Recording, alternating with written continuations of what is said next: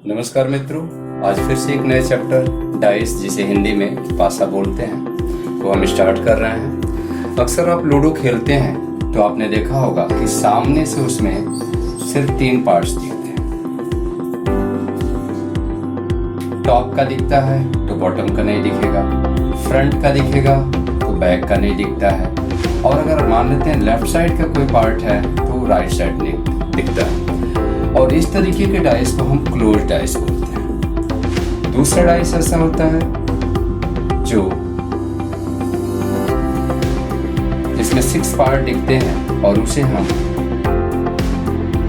Open dice बोलते हैं। 1 2 3 4 5 and 6। अभी हम क्लोज डाइस के बारे में डिस्कस करने चल रहे हैं, तो देखते हैं क्लोज डाइस में कैसे क्वेश्चंस आते हैं और पुनः उसको करें। अब हम क्लोज डाइस की बात करते हैं, यानी कि बंद पासा, जिसमें सामने से सिर्फ 3 भुजा दिखेगा, यानी कि 3 ही पार्ट्स दिख सकते हैं। डाइस जिसके बारे में आपको पता है कि 6 आर्म्स होते हैं और क्लोज में सिर्फ 3 दिखेगा। अब यहाँ पे 2 तरीके के क्वेश्चंस आते हैं, एक स्टैंडर्ड और एक नॉर्मल। स्टैंडर्ड डाइस वो डाइस होता है जिसके डिजिट के रूप में या डॉट के रूप में देखा जाए तो कोई भी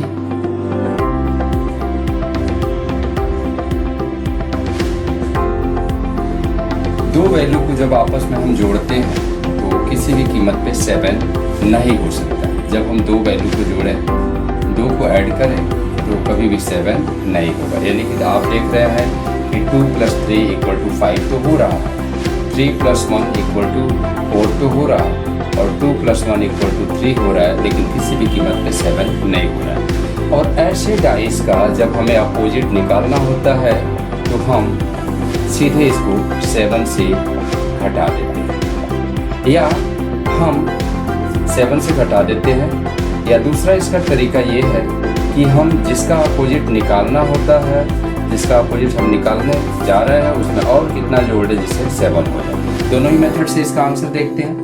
अगर हमें 2 का अपोजिट निकालना है तो 7 में से 2 गया, यानी कि 5। 3 का अपोजिट अगर हमें निकालना है तो 7 में से 3 गया = 4, और 1 का अपोजिट निकालना है तो 7 - 1 = 6। और ये जो वैल्यू है पहले के दिए हुए वैल्यू के तरीके से उसमें कोई भी वैल्यू नहीं आएगा, जैसे कि 3 हुआ, 2 हुआ और 1, यहाँ पे 5 4 6। एक और एग्जाम्पल लेते हैं। हाँ, तो क्लोज डाइस में स्टैंडर्ड यानी मानक डाइस के बारे में अभी हमने आपको बताया है, उसका एक एग्जाम्पल भी दिया, और मैंने ये बताया कि कोई भी 2 वैल्यू को जोड़ने पे 7 नहीं होना चाहिए। 2 एग्जाम्पल यहाँ पे भी लेते हैं, और मैंने बोला आपका कि जब भी ऐसे क्वेश्चन का आंसर आप निकालेंगे तो उसे 7 से घटा देना है।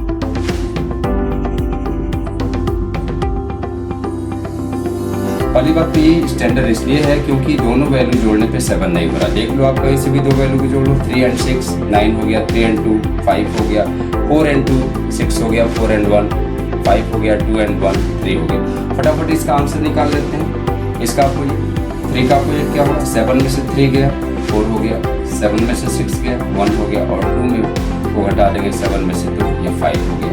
और 4 1 5 पहले के दिए हुए डिजिट में कुछ भी नहीं आया है, इसका निकाल लेते हैं। 7 में से 4 गया 3 हो गया, 7 में से 1 गया 6 हो गया, और 7 में से 2 गया 5। ये एग्जाम्पल स्टैंडर्ड डाइस का था। अब हम दूसरा पार्ट इसका नॉर्मल डाइस के रूप में बताने चल रहे हैं। नॉर्मल डाइस के बारे में अगर हम बात करें तो नॉर्मल डाइस वो है जिनके किसी भी 2 वैल्यू को आप ऐड करते हैं और वो जोड़ने पे, मान लिया कि 3 है 4 है 5 और ये 6 1 एंड किसी भी 2 वैल्यू को अगर आपने जोड़ा और कहीं से भी एक बार भी अगर वो 7 आ गया, ये डाइस रॉन्ग है। इसे नॉर्मल भी बोलते हैं, इनवैलिड भी बोल सकते हैं, और रॉन्ग डाइस भी बोल सकते हैं। और ऐसे डाइस का हम अपोजिट नहीं निकालते। अब ये नहीं कर सकते कि नहीं 5 का अपोजिट हम निकालेंगे, 3 का अपोजिट निकालेंगे, ऐसे 6 and 1 हो गया 7, तो ये भी डाइस आपका क्या है, रॉन्ग है। अब अगर हम डबल डाइस की बात करते हैं तो डबल डाइस में आप ये देखेंगे कि यहाँ पे दो डाइस के वैल्यू आएंगे और इन दो वैल्यू में यानी कि तीन जो इसके वैल्यू होंगे, चाहे वेरिएबल के रूप में हो या डिजिट के रूप में हो, दोनों ही तरीके से हम इसका आंसर निकाल सकते हैं। ठीक, अब इसमें ये ध्यान रखना है कि ऐसे क्वेश्चन को जब हम आंसर देंगे तो यहाँ 7 से हमें कोई लेना देना नहीं, क्योंकि यहाँ पे भी 3 वैल्यू दिखेगा और यहाँ पे भी 3 वैल्यू, तो हम इसका आंसर निकाल सकते हैं। अब मान लेते हैं कि ऐसा कोई क्वेश्चन आता है, आपने देखा कि ये पहले वाले टाइप में, डबल डाइस के फर्स्ट टाइप में दोनों में 6 कॉमन है और वो एक ही जैसे बॉक्स पे है, एक ही बॉक्स में है। तो इसका ये हुआ कि अगर एक वैल्यू कॉमन है सेम पोजीशन पे, तो हम क्या करते हैं, इसमें आमने सामने की वैल्यू को आपस में अपोजिट कर देते हैं, अर्थात 3 का अपोजिट 2 हो जाएगा। 5 जैसा बॉक्स कौन सा दिख रहा है, 4, यानी 5 का 4 हो जाएगा और 6 का अपोजिट वो होगा जो इसमें गिवन नहीं है, नॉट गिवन, अर्थात not given in the sense कि 1 से लेकर के 6 में जो वैल्यू नहीं है, तो यहाँ 1 नहीं दिख रहा है, इसलिए इसका आंसर 1 होगा। एक और एग्जांपल हम देखते हैं डबल डाइस में, जहाँ पे हम सिंगल कॉमन की बात कर रहे थे, सिंगल कॉमन सेम बॉक्स, उसका एक दूसरा एग्जांपल मान लेते हैं 6 2 1 1 4 और ये आपका मान लिया 5। दोनों में आप देख रहे हैं कि कॉमन जो है ये 1 है और इसका आंसर आप उसी मेथड से बता सकते हैं कि एक जैसे बॉक्स की वैल्यू आपस में अपोजिट हो जाती है। 6 का अपोजिट 2 हो गया, 4 का 5 हो गया और 1 का जो नहीं दिया है, 1 का क्या नहीं दिया, 3। डबल डाइस का सेकेंड टाइप जिसमें आप ये पाएंगे कि कॉमन तो होगा लेकिन कॉमन का पोजीशन चेंज होगा एक ही का, यानी कि हम कह सकते हैं 1 value is common on different position or place।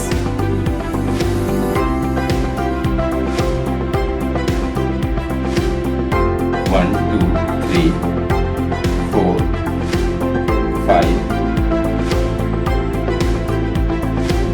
4, 1, 5। दोनों में आप देख सकते हैं कि दोनों में जो कॉमन है वो 1 है। अब ऐसे क्वेश्चन को हम क्या करते हैं, क्लॉकवाइज रोटेट कर देते हैं। कहाँ से क्लॉकवाइज रोटेट करेंगे, जो दोनों में कॉमन होगा और कॉमन एक ही होना चाहिए। चलिए देखते हैं 1 पहले वाले ही है, ये सेकेंड है।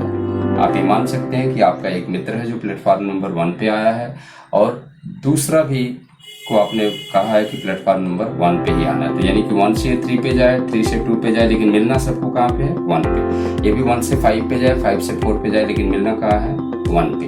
1 उसके बाद ये पहले क्लॉकवाइज चलते हैं तो 1 3 2 यहाँ पे चलते हैं, 1 के बाद आपका क्या आता है, 5 के बाद क्या आएगा, 4। जो जिसके सामने होता है वही उसका अपोजिट होता है, यानी 2 का अपोजिट 4 हो गया, 3 का अपोजिट 5 और 1 का अपोजिट वो होगा जो इसमें नॉट गिवन यानी दिया नहीं। 1 to 6 वैल्यू क्या नहीं दे रहा है, 6। अब डबल डाइस का ये जो थर्ड पार्ट है उसमें आप देखेंगे यहाँ पे 2 कॉमन हो, चाहे वो सेम जगह पे हो या डिफरेंट हो, उससे कोई मतलब नहीं है।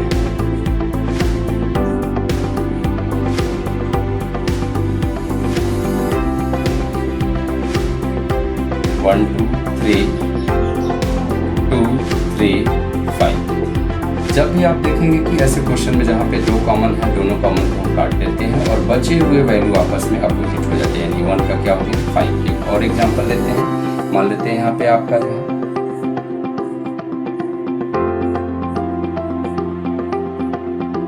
LKO है, दिल्ली है और ये गोरखपुर है। ये मान लेते हैं वाराणसी है, ये GKP है यानी गोरखपुर है और ये LKO। दोनों में आप देखा कि LKO और गोरखपुर दोनों में कॉमन है, तो आप कह सकते हैं कि न्यू दिल्ली का जो अपोजिट होगा वो क्या हो जाएगा, DSP होगा।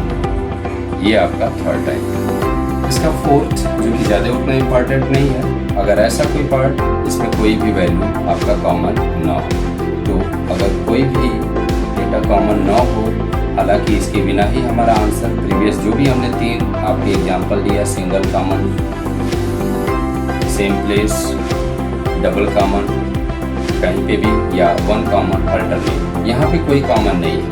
1 2 3 4 5 6, तो ऐसे में क्या करते हैं, जो एक जैसे बॉक्स होते हैं वो आपस में अपोजिट हो जाते हैं, यानी टॉप का अपोजिट टॉप, फ्रंट का अपोजिट फ्रंट और साइड का अपोजिट साइड। यानी 1 का क्या हो गया 4, 2 का क्या हो गया 6 एंड 3 का क्या हो गया 5। अब डबल डाइस में जो भी हमने पढ़ा उसमें थोड़ा सा कुछ इम्पोर्टेंट, कभी कभी क्या होता है कि क्वेश्चंस सिर्फ डिजिट पे आए ये या डॉट पे आए, ऐसा कोई जरूरी नहीं है, कभी कभी वेरिएबल पे, यानी जिसकी वैल्यू चेंज होता रहता है।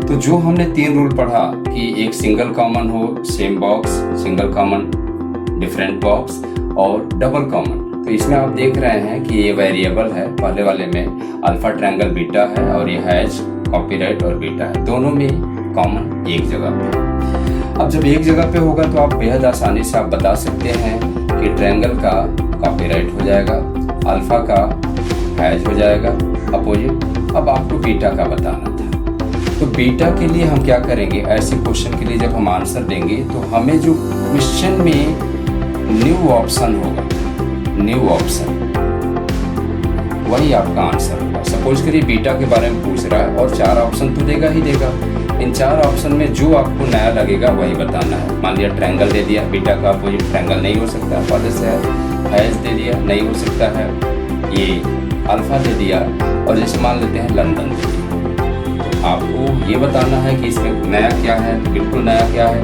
लंदन है, यानी बीटा का अपोजिट क्या हो जाएगा, लंदन हो जाएगा।